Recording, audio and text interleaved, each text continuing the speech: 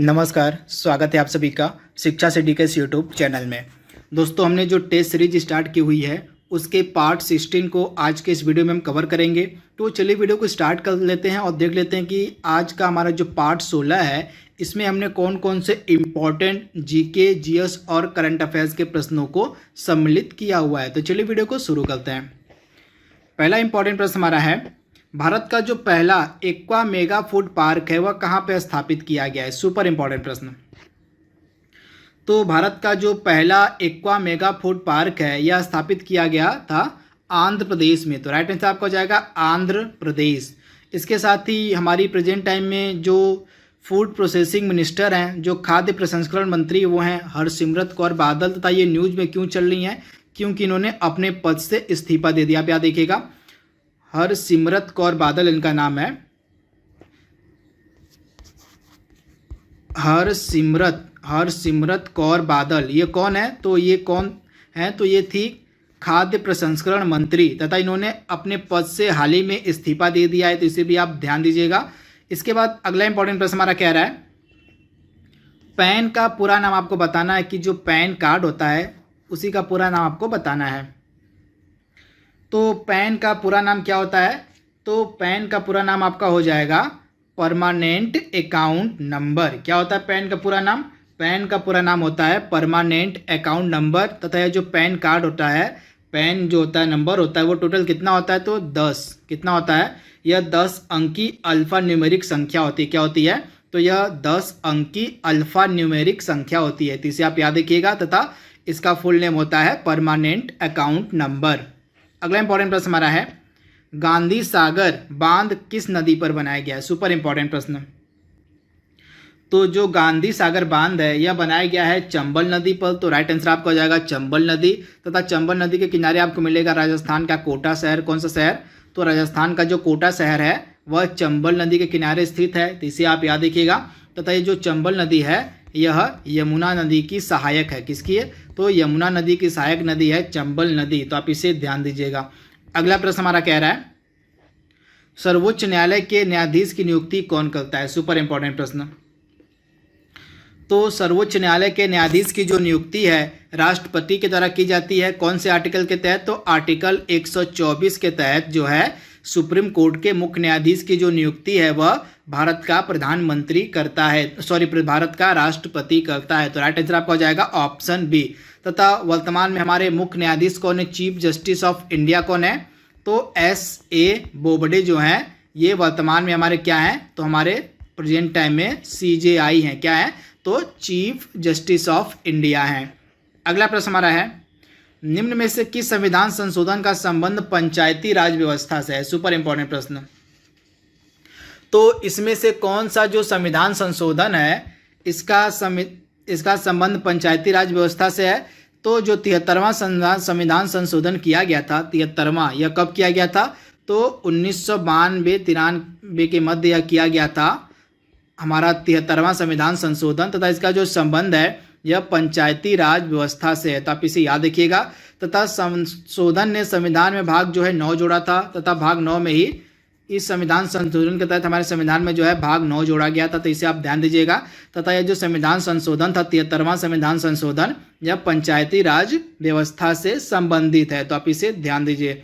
अगला इंपॉर्टेंट प्रश्न हमारा क्या कह रहा है कि विश्व का जो पहला तैरता हुआ राष्ट्रीय उद्यान है वह किस झील पर स्थित है? काफी इंपॉर्टेंट प्रश्न है।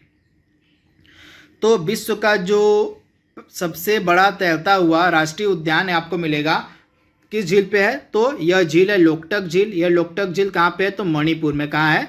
मणिपुर में आपको मिलेगी लोकटक झील। तथा इसी झील पे जो है दुनिया का सबसे बड़ा तैरता हुआ राष्ट्रीय उद्यान स्थित है। तथा इस राष्ट्रीय उद्यान का क्या नाम है? तो इस राष्ट्रीय उद्यान का नाम है कीबुल लामजाओ। क्या नाम है? तो इस राष्ट्रीय उद्यान का नाम है कीबुल लामजाओ राष्ट्रीय उद्यान। तथा यह भारत का एकमात्र राष्ट्रीय उद्यान है जो कि तैरता हुआ राष्ट्रीय उद्यान है। तो इसे भी आप ध्यान दीजिएगा। कीबुल लामजाओ राष्ट्रीय उद्यान आपको मिलेगा यह लोकटक झील पर। तथा यह किस राज्य में है? तो मणिपुर राज्य में है। अगला इंपॉर्टेंट प्रश्न हमारा है, IMF का पूरा नाम आपको बताना है। तो IMF का पूरा नाम होता है इंटरनेशनल मॉनेटरी फंड यानी कि अंतर्राष्ट्रीय मुद्रा संगठन, इसका क्या नाम होता है? अंतर्राष्ट्रीय मुद्रा कोष, तो अंतर्राष्ट्रीय मुद्रा कोष IMF का पूरा नाम होता है, तो आप इसे ध्यान दीजिएगा। तथा IMF का हेडक्वार्टर आपको मिलेगा वॉशिंगटन DC में। 8वां प्रश्न हमारा क्या कह रहा है? भारत के किस गवर्नर जनरल के समय जो है दूसरा एंग्लो सिख युद्ध लड़ा गया था? काफ़ी इंपॉर्टेंट प्रश्न है। तो जब दूसरा एंग्लो सिख युद्ध लड़ा गया था तो उस समय भारत का गवर्नर जनरल कौन था? तो इसका राइट आंसर आपका हो जाएगा लॉर्ड डलहौजी, यानी ऑप्शन जो इसका बी बिल्कुल सही है। जब दूसरा एंग्लो सिख युद्ध लड़ा गया था तो उस समय जो है भारत का गवर्नर जनरल था लॉर्ड डलहौजी, तो आप इसे याद रखिएगा। तथा यह जो लॉर्ड डलहौजी था इसके द्वारा डॉक्ट्रिन ऑफ लैप्स, आप याद रखिएगा, मैंने आपको बताया था जो डॉक्ट्रिन ऑफ लैप्स का सिद्धांत है, डॉक्ट्रिन ऑफ लैप्स जिसको हिंदी में आप कहते हैं व्यपकत का सिद्धांत, यह भी लॉर्ड डलहौजी के द्वारा ही शुरू किया गया था। अगला प्रश्न हमारा है जो ओणम त्यौहार है यह किस राज्य में मनाया जाता है? तो जो ओणम त्यौहार है यह आधिकारिक रूप से केरल का त्यौहार है, तो राइट आंसर आपको हो जाएगा केरल। अगला इंपॉर्टेंट प्रश्न हमारा है सरस्वती सम्मान किस क्षेत्र में दिया जाता है? तो जो सरस्वती सम्मान है यह आपको पता होना चाहिए, यह साहित्य के क्षेत्र में दिया जाने वाला सम्मान है। तथा हमारे भारतीय संविधान की जो 8वीं अनुसूची, आप याद रखिएगा, हमारे भारतीय संविधान की जो 8वीं अनुसूची है, हमारी 8वीं अनुसूची में कितनी प्रकार की भाषाओं का जिक्र है? तो टोटल 22 प्रकार की भाषाओं का जिक्र है। तो इन 22 भाषाओं में जो है यह सरस्वती सम्मान दिया जाता है, तो आप इसे ध्यान दीजिएगा। तथा यह जो सरस्वती सम्मान है इसकी जो शुरुआत है वह किसके द्वारा की गई थी? तो के बिरला फाउंडेशन के द्वारा वर्ष 1991 में जो है सरस्वती सम्मान की शुरुआत की गई थी। अगला प्रश्न हमारा है विश्व एड्स दिवस कब मनाया जाता है? तो जो विश्व एड्स दिवस है यह मनाया जाता है 1 दिसंबर के दिन, तो राइट आंसर आपका हो जाएगा 1 दिसंबर के दिन जो है विश्व एड्स दिवस मनाया जाता है। तथा यह पहली बार कब मनाया गया था? तो पहली बार जो विश्व एड्स दिवस था यह 1988 में मनाया गया था। अगला प्रश्न हमारा वर्ल्ड बैंक का हेडक्वार्टर आपको बताना है कहाँ पे है? तो वर्ल्ड बैंक का हेडक्वार्टर आपको मिलेगा वॉशिंगटन DC में। कहाँ? तो वॉशिंगटन DC में आपको वर्ल्ड बैंक का हेडक्वार्टर मिलेगा। वर्ल्ड बैंक की जो स्थापना यह कब की गई थी? जुलाई 1944 में जो है वर्ल्ड बैंक की स्थापना की गई थी। वर्ल्ड बैंक के प्रेसिडेंट यानी कि अध्यक्ष कौन है प्रेजेंट टाइम में? तो डेविड माल्पस। कौन है? तो डेविड माल्पस जो हैं ये प्रेसिडेंट है वर्तमान में वर्ल्ड बैंक के। तथा वर्ल्ड बैंक के CEO कौन है प्रेजेंट टाइम में? तो भारतीय मूल की हैं अंशुला कांत। आप याद देखिएगा, भारतीय मूल की ये हैं अंशुला कांत, ये वर्तमान में वर्ल्ड बैंक की CEO हैं। और वर्ल्ड बैंक के हाल ही में जो मुख्य अर्थशास्त्री बनाई गई हैं वो कौन है? तो हाल ही में वर्ल्ड बैंक की मुख्य अर्थशास्त्री बनाई गई हैं कार्मेन रेनहार्ट। इनका नाम मैं लिख देता हूँ, तो इनका नाम है कार्मेन रेनहार्ट। कार्मेन रेनहार्ट जो हैं ये हाल ही में वर्ल्ड बैंक की मुख्य अर्थशास्त्री बनाई गई हैं, तो इनके बारे में आपको पता होना चाहिए। वर्ल्ड बैंक की CEO मैंने आपको बताया अंशुला कांत हैं। वर्ल्ड बैंक के प्रेसिडेंट कौन है? तो डेविड माल्पास हैं। तो इसीलिए आप याद रखिएगा वर्ल्ड बैंक का हेडक्वार्टर है वॉशिंगटन DC में। अगला प्रश्न हमारा है राज्य लोक सेवा आयोग यानी कि यहाँ पे जो स्टेट PCS होते हैं उनके सदस्यों की नियुक्ति कौन करता है? तो राज्य लोक सेवा आयोग के सदस्यों की जो नियुक्ति है वह राज्यपाल के द्वारा की जाती है, तो राइट आंसर आपका हो जाएगा राज्यपाल के द्वारा जो है राज्य के जो स्टेट PCS होते हैं उनके अध्यक्ष और उनके सदस्यों की जो नियुक्ति है वह राज्यपाल के द्वारा की जाती है, तो आप इसे याद रखिएगा।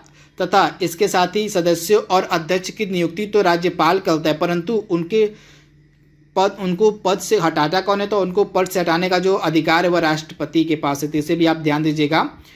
पद से हटाने का अधिकार राष्ट्रपति को दिया गया, परंतु राज्य लोक सेवा के आयोग के अध्यक्ष और सदस्यों को चुनने का जो अधिकार, इनको नियुक्ति का जो अधिकार है वह राज्यपाल को दिया गया। तो दोनों आपको याद रखना है, कंफ्यूज नहीं होना है।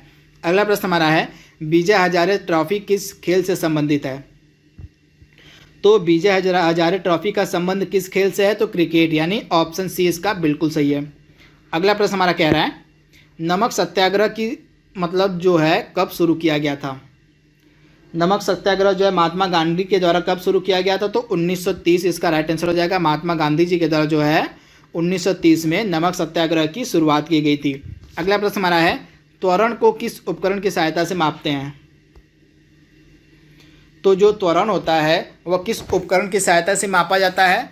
तो दिए गए जो तीनों ऑप्शन हैं वो बिल्कुल गलत है, तो आपका राइट आंसर हो जाएगा इनमें से कोई नहीं। तो इसे आप याद रखिएगा। तो अब त्वरण को किस उपकरण से मापते हैं ये आपको जान लेना चाहिए। तो उपकरण का नाम है एक्सेलेरोमीटर। क्या नाम है? तो उपकरण का नाम है एक्सेलेरोमीटर। क्या नाम है? तो एक्सेलेरोमीटर होता है। इसी की सहायता से जो है हम मापते हैं त्वरण को। तो आप इसे ध्यान दीजिएगा। अगला इंपॉर्टेंट प्रश्न हमारा है, आकाश जो हमें नीला रंग का दिखाई पड़ता है वह किस कारण से दिखाई पड़ता है, आपको बताना है। तो स्कैटरिंग ऑफ लाइट यानी कि प्रकाश के प्रकीर्णन के कारण जो है जो आकाश होता है हमें नीला दिखाई पड़ता है। तो आप इसे याद रखिएगा। ऑप्शन जो इसका ए है बिल्कुल सही है, स्कैटरिंग ऑफ लाइट यानी कि प्रकीर्णन के कारण। अगला प्रश्न हमारा है, पृथ्वी का जो पलायन वेग है वह कितना होता है। सुपर इंपॉर्टेंट प्रश्न है। तो पृथ्वी का पलायन वेग कितना होता है? तो पृथ्वी का पलायन वेग होता है 11.2 किलोमीटर प्रति सेकेंड। यानी ऑप्शन इसका ए बिल्कुल सही है। 11.2 किलोमीटर प्रति सेकेंड जो है पृथ्वी का पलायन वेग होता है। अगला प्रश्न हमारा है, मिल्क ऑफ मैग्नीशिया का रासायनिक नाम आपको बताना है। तो मिल्क ऑफ मैग्नीशिया का रासायनिक नाम क्या होता है? तो मैग्नीशियम हाइड्रोक्साइड। यानी ऑप्शन जो आपका यहाँ पे थोड़ा सा डी हो जाएगा। तो इसका पूरा नाम क्या होता है? मैग्नीशियम हाइड्रोक्साइड होता है पूरा नाम। तो जो रासायनिक नाम होता है मिल्क ऑफ मैग्नीशिया का, तो मिल्क ऑफ मैग्नीशिया का रासायनिक नाम होता है मैग्नीशियम हाइड्रोक्साइड। तो आप इसे ध्यान दीजिएगा। मैग्नीशियम हाइड्रोक्साइड रासायनिक नाम होता है मिल्क ऑफ मैग्नीशिया का। अगला प्रश्न हमारा है, पीतल जो है मिश्रित धातु है, मतलब पीतल जो है किनसे मिलकर बनता है? तो पीतल किनसे मिलकर बनता है? तो जिंक और कॉपर से। यानी राइट आंसर आपका हो जाएगा ऑप्शन ए, यानी कि जो पीतल होता है यह जिंक और कॉपर से मिलकर बनता है। अगला प्रश्न हमारा है, पैराफिन मोम से हमें क्या प्राप्त होता है? यानी कि पैराफिन जो मोम होता है इससे हमें क्या मिलता है? तो पैराफिन मोम से हमें प्राप्त होता है पेट्रोलियम। यानी ऑप्शन ए इसका बिल्कुल सही। जो पैराफिन मोम होता है इससे पेट्रोलियम प्राप्त होता है। तो राइट आंसर आपका हो जाएगा ऑप्शन ए पेट्रोलियम। अगला इंपॉर्टेंट प्रश्न हमारा है, निम्न में से कौन सी जो बीमारी है वो वायु जनित बीमारी आपको बताना है। तो दिए गए ऑप्शंस में से कौन सी वायु जनित बीमारी है? तो खसरा जो है यह वायु जनित बीमारी है। तो राइट आंसर आपका हो जाएगा खसरा जो है यह वायु जनित बीमारी है। अगला प्रश्न हमारा है, लाल रक्त कणिकाएं लाल रक्त जो कोशिकाएं होती है हमारी यानी आरबीसी जो होती है, इसका जो उत्पादन आपको बताना है कहाँ होता है। तो लाल रक्त कोशिकाओं का जो उत्पादन होता है वह बोन मैरो यानी कि अस्थि मज्जा में होता है। तो आप इसे ध्यान दीजिएगा। अस्थि मज्जा को हम इंग्लिश में कहते हैं बोन मैरो, तथा यहीं पे जो है लाल रक्त कणिकाओं का जो है क्या होता है? तो लाल रक्त कणिकाओं का उत्पादन होता है। अगला प्रश्न हमारा, रक्त का शुद्धिकरण कहाँ होता है? तो किडनी यानी कि गुर्दा में जो है रक्त का शुद्धिकरण होता है। अगला प्रश्न हमारा है, गुर्दा की इकाई को क्या कहा जाता है? तो गुर्दा की जो इकाई होती है वह होती है नेफ्रॉन। यानी ऑप्शन ए इसका बिल्कुल सही। गुर्दे की इकाई को हम नेफ्रॉन के नाम से जानते हैं। अगला प्रश्न हमारा है, आर्थिक रूप से कमजोर वर्ग यानी कि जो इकोनॉमिक वीकर सेक्शन होते हैं उनके लिए मतलब हाल ही में कौन से मतलब संविधान संशोधन जो किया गया था उसके तहत कितने % कोटे की व्यवस्था की गई थी आपको बताना है। तो आर्थिक रूप से कमजोर वर्ग के लिए जो है प्रस्तावित कोटा है वह कितना है? तो 10%। तो इसका राइट आंसर क्या हो जाएगा? 10%। तथा ईडब्ल्यूएस के लिए जो संविधान संशोधन किया गया था वह कौन से क्रम का संविधान संशोधन अधिनियम था?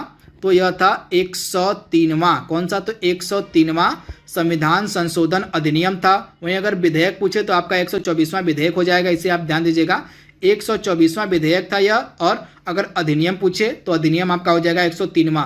तो विधेयक और अधिनियम में क्या फ़र्क होता है? तो जब कोई प्रस्ताव मान लीजिए संसद में लाया जाता है तो वह विधेयक रहता है। अब जब संसद के दोनों सदनों से यह पारित हो जाता है और जब राष्ट्रपति उस पर मतलब साइन कर देते हैं, अपना हस्ताक्षर कर देते हैं, तो आगे जाके वह अधिनियम यानी कि कानून यानी कि एक्ट बन जाता है। तो दोनों आपको याद रखना है। जो ईडब्ल्यूएस के लिए जो संविधान संशोधन प्रस्ताव पारित किया गया मतलब जो विधेयक था वह था 124वें नंबर का विधेयक था, और जब यह कानून बन गया तो यह बन गया संविधान संशोधन अधिनियम कौन से नंबर का? तो 103वें नंबर का। तो आपको दोनों पता होना चाहिए। तथा इसमें ईडब्ल्यूएस के लिए 10% आरक्षण की व्यवस्था की गई है।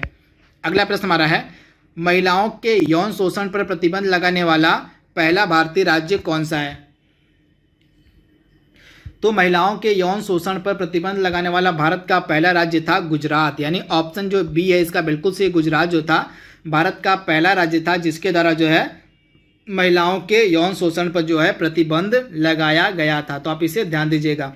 अगला प्रश्न हमारा है, हाल ही में विश्व का पहला तैरता हुआ परमाणु संयंत्र कहाँ खोला गया है? काफी इंपॉर्टेंट ये भी प्रश्न है।